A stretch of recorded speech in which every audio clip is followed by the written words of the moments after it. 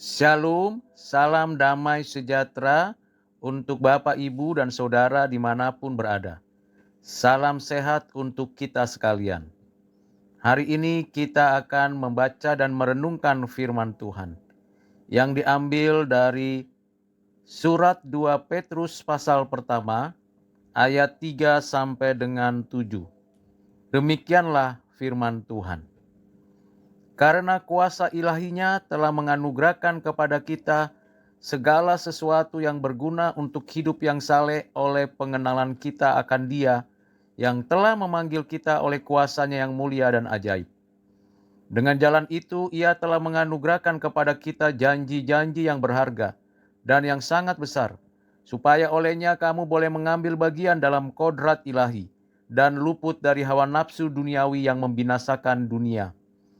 Justru karena itu kamu harus dengan sungguh-sungguh berusaha untuk menambahkan kepada imanmu kebajikan, dan kepada kebajikan pengetahuan, dan kepada pengetahuan penguasaan diri, kepada penguasaan diri ketekunan, dan kepada ketekunan kesalehan, dan kepada kesalehan kasih akan saudara-saudara, dan kepada kasih akan saudara-saudara, kasih akan semua orang.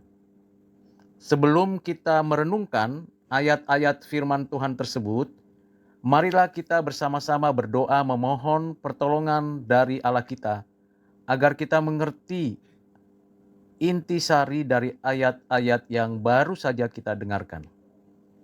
Mari kita berdoa. Allah Bapa yang bertakhta dalam kerajaan surga, kami sungguh bersyukur untuk segala kebajikan-Mu yang tak terkira di dalam hidup kami. Kami bersyukur untuk pemeliharaan iman yang Engkau karuniakan kepada kami.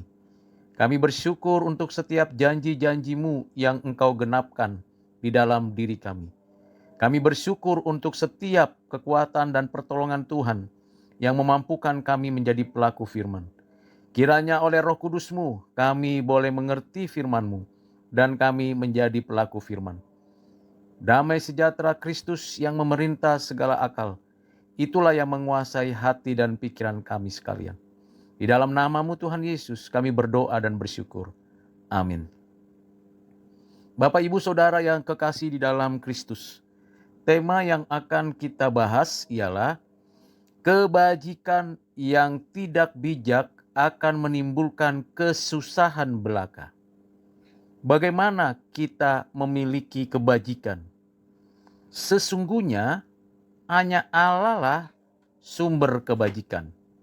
Dan Allah di dalam dan melalui Tuhan Yesus Kristus anaknya yang tunggal oleh Roh Kudusnya menerapkan kebajikan-kebajikannya melalui alam, melalui pemberian-pemberiannya secara jasmani maupun rohani. Dan kebajikan-kebajikannya itu didistribusikan kepada segala makhluk. Allah kita adalah Allah yang maha bajik. Allah yang menyatakan itu semuanya bagi kemuliaannya. Kebajikan kita yang kita dapat lakukan karena kasih karunia-Nya. Dan itu berdasarkan pada iman yang dikaruniakan Tuhan Allah kepada kita. Iman yang menjadi sarana untuk kita mengenal Allah secara pribadi. Iman yang memberikan kepada kita pengertian kuasa ilahinya dan kita dapat menerima janji-janji berharganya itu dalam kehidupan kita. Berdasarkan iman yang sejati itulah kebajikan kita terarah. Kita tidak sembarangan untuk melakukan kebajikan kepada saudara-saudara kita atau kepada sesama. Bagaimana kita dapat memiliki arah untuk berbuat yang baik seperti yang Tuhan kehendaki? Rasul Petrus memberikan 5 langkah penting agar kebajikan kita itu tetap di dalam iman yang sejati, tetap mengandalkan kuasa Tuhan Allah, dan berada di dalam janji-janjinya yang berharga. Kebajikan itu haruslah dengan pengetahuan yang benar, penguasaan diri, ketekunan, kesalehan, dan kasih. Kelima bagian penting yang sudah seharusnya kita pahami, itulah yang mendominasi seluruh kebajikan kita. Pengetahuan yang benar. Jadi kita tahu apa yang benar dan kita mengerti kebenaran itu, lalu kebenaran itu yang menuntun kita dan memberikan kepada kita arah agar kita dapat menguasai diri. Sehingga kalau kita melakukan kebajikan-kebajikan dengan tekun kepada siapa saja, maka kebajikan-kebajikan kita itu dilakukan dengan sikap yang saleh dan dipenuhi oleh kasih agape dari Allah kita. Dengan kata lain, kalau kita ingin berbuat bajik kepada seseorang, kepada sekelompok orang, entah kepada saudara-saudara seiman atau orang-orang kebanyakan, kita harus melakukan itu dengan iman yang benar. Bukan kebajikan sebagai nilai kemanusiaan belaka, tapi kebajikan yang di dalamnya dipenuhi kuasa ilahi, dipenuhi janji-janji yang berharga. Sehingga kita betul-betul dikuasai oleh Tuhan yang berdaulat atas hidup kita. Kita tidak sembarangan memberi pengetahuan, uang, harta, berbagi pengalaman, atau apa saja. Karena tujuannya bukan untuk kepentingan kita, bukan untuk nama baik kita, tetapi untuk kemuliaan Allah, untuk kita semakin mengenal Allah.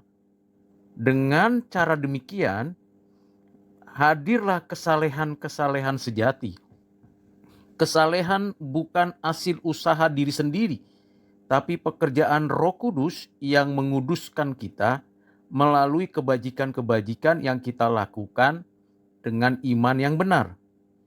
Dan tentulah kita mengerjakannya itu dengan penuh kasih. Kita berharap dan kita bergantung sepenuhnya dengan kasih Allah, kasih yang nyata, kasih yang memenuhi hati kita. Karena kita tahu Allah terlebih dahulu mengasihi kita, sehingga kita dimampukan mengasihi sesama. Tanpa kita hidup di dalam kasih Allah melalui Tuhan Yesus Kristus yang diterapkan oleh Roh Kudus di dalam hidup kita, maka mustahil kita melakukan kebajikan yang sesuai dengan iman yang benar. Namun kita harus juga tahu kebajikan yang kita lakukan bukan pilih kasih, tapi haruslah bijak. Mengapa? Kalau kebajikan yang tidak bijak akan menimbulkan kesusahan belaka. Kita sesuka hati dan sembarangan memberikan apa yang berharga dan bernilai yang datangnya dari Tuhan Allah. Kita haruslah menghargai pemberian Allah terlebih dahulu dengan penuh ucapan syukur, dan kita melakukan kebajikan dengan kuasa ilahinya, bukan dengan kekuatan kita atau untuk mencari nama. Tidak demikian. Kalau kelima hal tadi itu memenuhi hati dan kehidupan kita, maka kebajikan itu akan mengalir dari atas, dari surga, dari takhta Allah melalui kita. Dan nama Tuhan yang ditinggikan, nama Kristus yang diagungkan, bukan nama kita. Seperti Yohanes Pembaptis mengatakan, biarlah aku semakin di bawah, tetapi Tuhan semakin ditinggikan. Biarlah aku tidak terlihat oleh orang lain, tetapi Kristus yang ditinggikan. Kebajikan yang seperti itu adalah kebajikan yang sejati. Bagaimana kita bisa melakukannya? Kuasai diri kita. Dengan cara apa? Hidup di dalam kebenaran. Kebenaran sebagaimana? Kebenaran berdasarkan janji-janji Allah.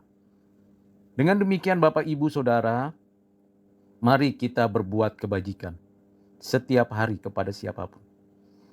Kita tidak melihat untung ruginya, susah mudahnya, satu orang atau banyak orang. Hal yang perlu yang ada dalam sikap hati kita adalah lakukan kebajikan untuk kemuliaan Tuhan. Sehingga kebajikan Tuhan itu mengalir melalui hidup kita. Itulah iman yang sejati.